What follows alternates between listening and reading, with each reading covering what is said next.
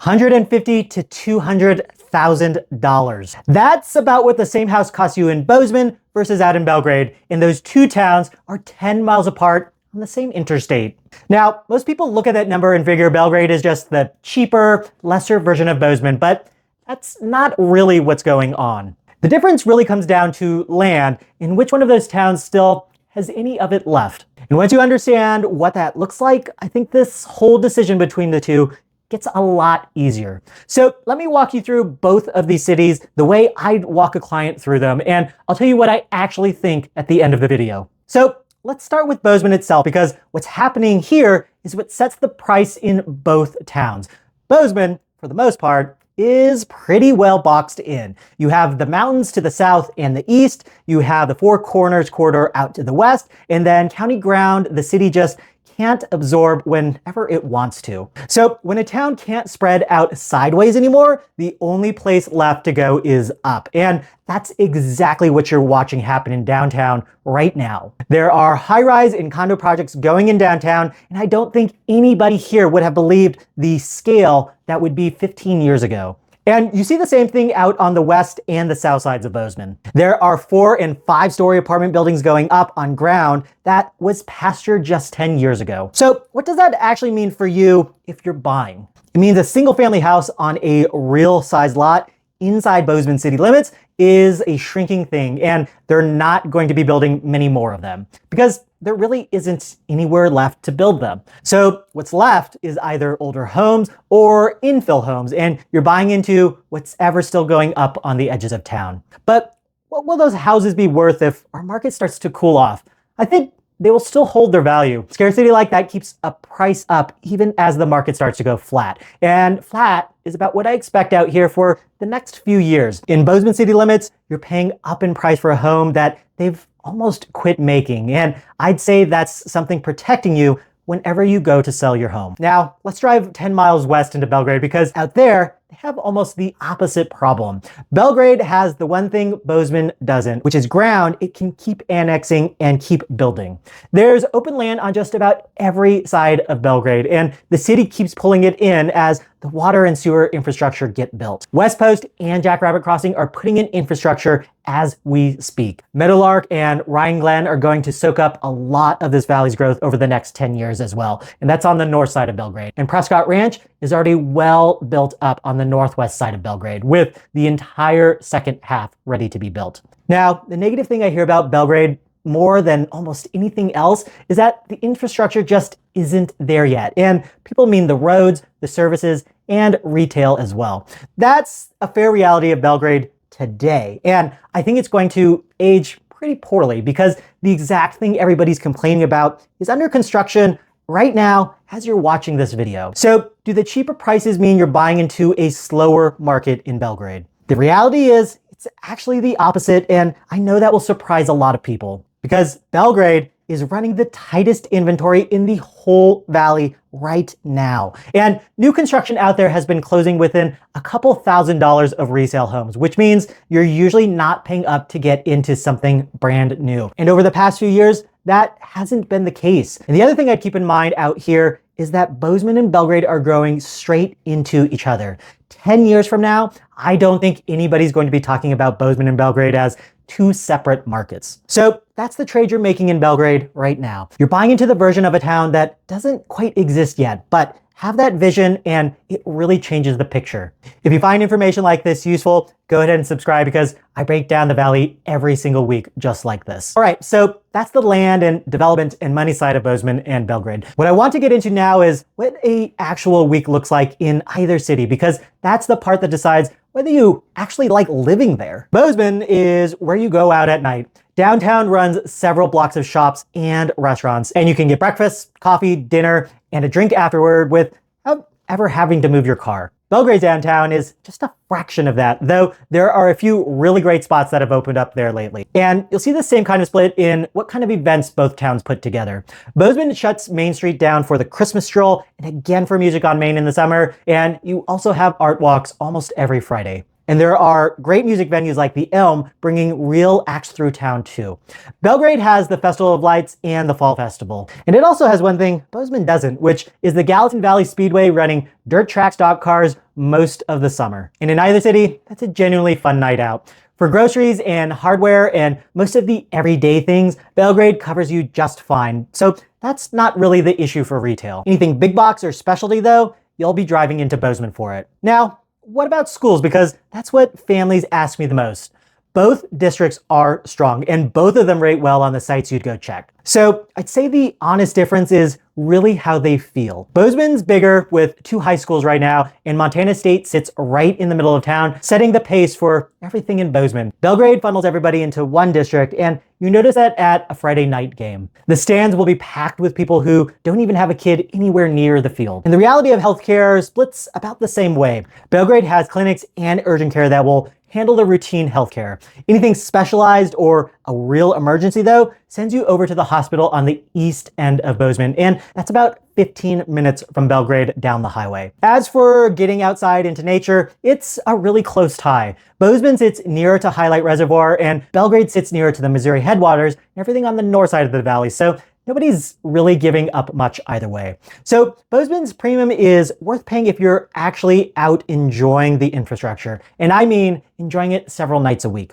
If your week is mostly at home in school and then getting to a trailhead on the weekend, I'd say you're paying Bozeman prices for something you're not really going to use. That 15-minute run over to the hospital is worth another minute of your time because the drive between Belgrade and Bozeman is what people ask me about first before almost anything else. Belgrade to downtown Bozeman is 10 to 15 minutes when the road is clear, and the hospital and the university are about the same amount of time. Around 8 o'clock in the morning, it runs longer, and again from that 3 to 5 p.m. rush hour, because Belgrade grew up a whole lot faster than the roads did. The city is building out that road capacity right now, which is why some of these corridors are torn up when you drive through them. And there's a couple of things about Belgrade that you should know because almost nobody's gonna put them in a listing, and you may not even realize it until after you close. The first one is the trains. You have 3 main crossings running through Belgrade, and when one of those comes through, you can sit for 5 or 10 minutes. And the street where that's really affected is Main Street right at Jackrabbit. Once a week,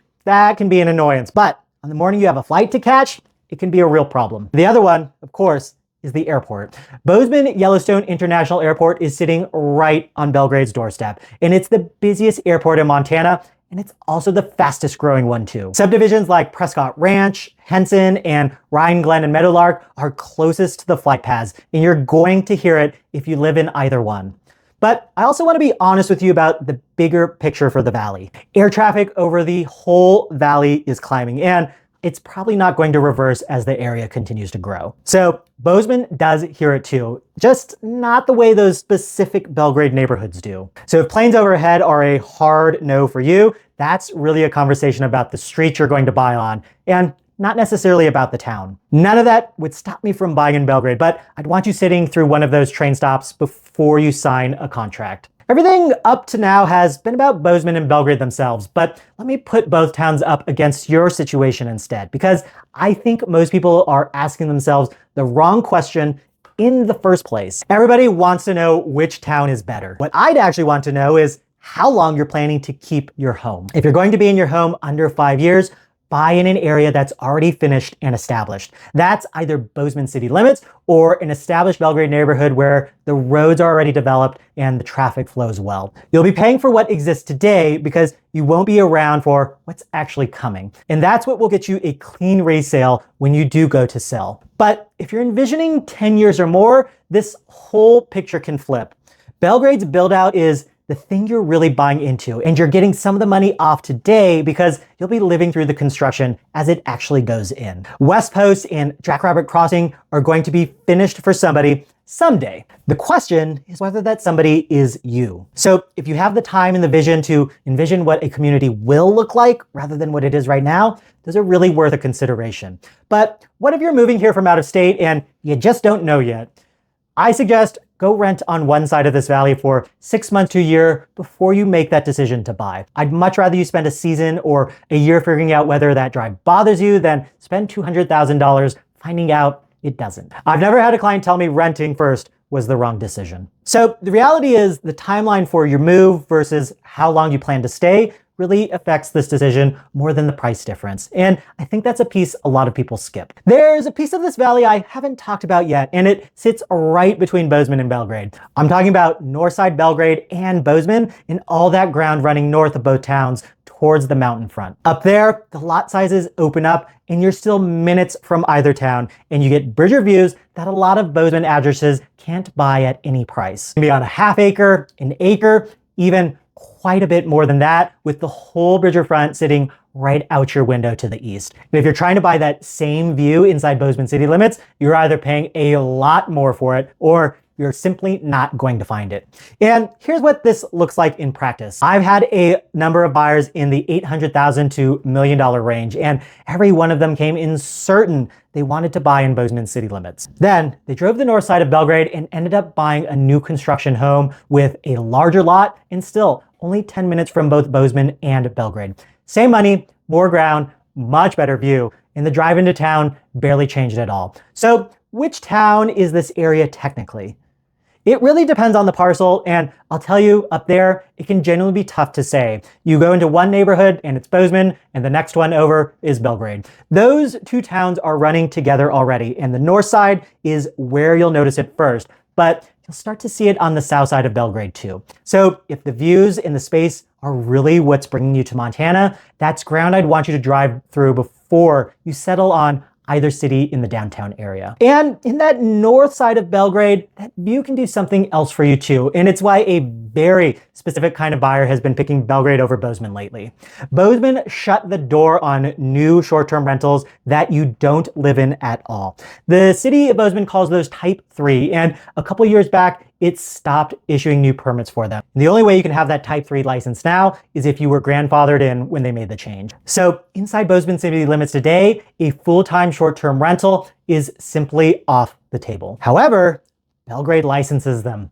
The city wants a short-term rental license and a state registration, but then it allows them in residential and mixed-use zones. So does that make Belgrade the better place for investors? If you're looking to short-term rent, well, it probably is. I've had a lot of clients this year looking for seasonal places, and they end up landing in Belgrade on purpose for these reasons, and the returns on their investment are backing them up. Those panoramic Bridger Mountain views on the north side are something you really can't get in Bozeman. And somebody looking online to book a trip, they're picking the place with the view. And when you put the airport 10 minutes away on top of that, or maybe even less, a Belgrade property can outperform a similar one in Bozeman on nightly rate and on occupancy rate. And I do want to mention one major thing, because this is the only thing in this video I'd have you verify before you write an offer. Both cities can change these rules and regulations anytime, and both of them already have. So check the current ordinances on the exact address you're looking at before you count on any of this. So if you're that buyer looking for that short-term rental, that permit question answers this for you, and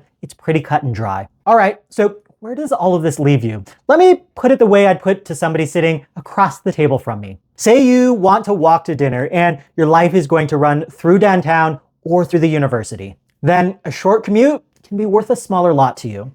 Buy in Bozeman and pay the premium because you'll actually use it, and that scarcity is what protects you when you go to sell. Now, say you want more house and more land for the same money. Or maybe you'd rather own in front of the path of growth than behind it. Or that property has to earn income while you're not there. Then Belgrade's your town, and I'd see if I can make that decision now rather than 3 years, because that's going to change as it keeps developing. But if what really is bringing you to Montana is the view and the space, go drive the north side of both towns before you settle on any single area. I'm Chase Highland, a real estate advisor and broker here in Bozeman. I made this same move to Bozeman in the Gallatin Valley back in 2016. So I've sat right where you're sitting right now. That's the whole reason I built the Montana Move Method. It helps you make a decision just like this, both for your money and for what you actually want your life to look like. I put together a free relocation guide that walks you through this exact situation. There's a link in the description, along with a link to book a call if you want to talk through what this looks like for you. And if you're just listening, look up Live in Bozeman, because I have all this information on my website too. So tell me in the comments which side of those 10 miles you're leaning towards. Is it Bozeman? Is it Belgrade? And what's holding you back? I read every comment. And before you go, watch my breakdown of what $900,000 buys you in 7 different towns around this valley. There's one place on that list where the same money gets you close to double the square footage of anywhere else. And not a lot of people shopping in Bozeman ever go to look at it. Thanks for watching. I'll see you in the next video.